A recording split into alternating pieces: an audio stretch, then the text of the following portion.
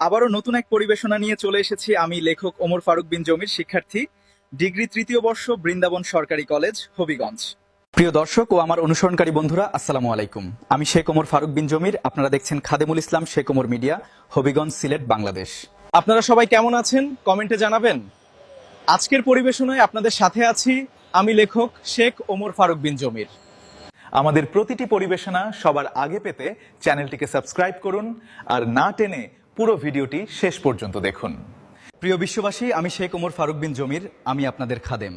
আমি চাই বিশ্ব মানবাধিকার বাস্তবায়ন হোক, মানুষ ও মনুষ্যত্বের জয় হোক, মানবিক মূল্যবোধ জাগ্রত হোক, পৃথিবীর সকল ভালো মানুষের কল্যাণ হোক। আপনারা ভালো থাকুন, সুস্থ থাকুন আর দেখতে থাকুন খাদেমুল ইসলাম শেখ ওমর মিডিয়া। আজ শুরু হচ্ছে পবিত্র হজের আনুষ্ঠানিকতা। লাব্বাইক আল্লাহুম্মা লাব্বাইক ধ্বনিতে মুখরিত এখন পবিত্র মিনা নগরী। মক্কা থেকে হাজিরা মিনার ময়দানে 2 দিন অবস্থানের পর কাল ফজরের নামাজের পর আরাফাতের উদ্দেশ্যে রওনা দেবেন। পরে সূর্য অস্ত যাবার সাথে সাথে মুজদালিফা যাবেন হাজিরা। পথের মধ্যে পাথর সংগ্রহ করে মাগরিব ও ইশার নামাজ একসাথে আদায় করে ফজরের নামাজ পর্যন্ত অবস্থান করবেন।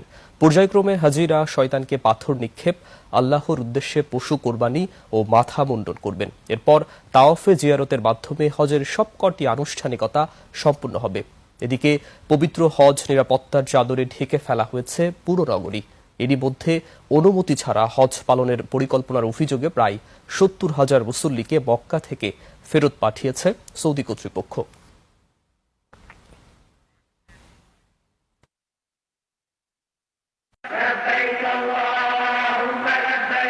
নয় জিলহজ ইসলামী বর্ষগণনার সবচেয়ে গুরুত্বপূর্ণ দিনগুলোর একটি।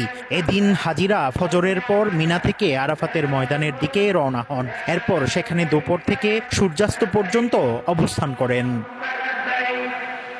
আরাফার দিন এমন এক ঐতিহাসিক দিন যেদিন হযরত আদম আলাইহিসসালাম ও হাওয়া আলাইহিসসালাম আরাফাতের ময়দানে পুনর্মিলিত হয়েছিলেন। আর এই ময়দানেই নবীজি হিজরতের 10ম বছরে উপস্থিত লাখো সাহাবীর সামনে দিয়েছিলেন বিদায়ী হজের ঐতিহাসিক ভাষণ, যেখানে তুলে ধরেন মানবাধিকার, নারীর অধিকার, জীবন মর্যাদা ও ইসলামী ভ্রাতৃত্বের ঘোষণা। আজকের দিন হাজিরা কাটাচ্ছেন তওবা, কান্না আর দোয়ার মধ্য দিয়ে। কেউ দাঁড়িয়ে, কেউ বসে, কেউ দুহাত উঁচু করে প্রিয়জনদের জন্য দোয়া করছেন। হাদিসে এসেছে, আরাফার দিন আল্লাহ তাআলা জাহান্নাম থেকে সবচেয়ে বেশি বান্দাদের মুক্তি দেন। আজ সূর্যাস্ত পর্যন্ত হাজিরা এখানে থাকবেন এবং জোহর ও আসর নামাজ একসঙ্গে পড়বেন। এরপর রওনা হবেন মুজদালিফার উদ্দেশ্যে, যেখানে রাত কাটাবেন খোলা আকাশের নিচে। সেখানে একসঙ্গে আদায় করবেন মাগরিব ও এশার নামাজ।